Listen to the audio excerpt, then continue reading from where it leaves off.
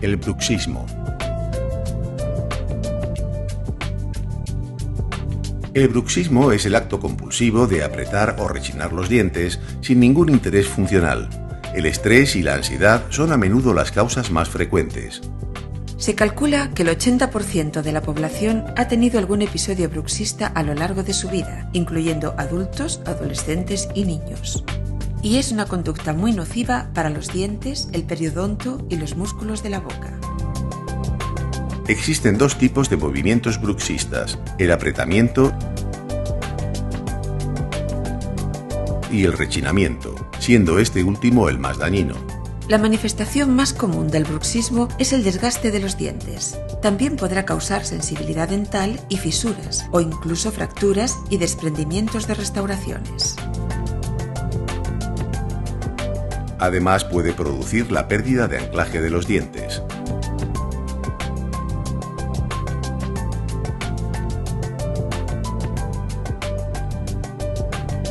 El bruxismo produce un exceso de ejercicio que va a repercutir en los músculos masticatorios y en las articulaciones de la mandíbula, provocando dolor y chasquidos. Incluso puede aparecer dolor de oído, dolores de cabeza y otros problemas graves.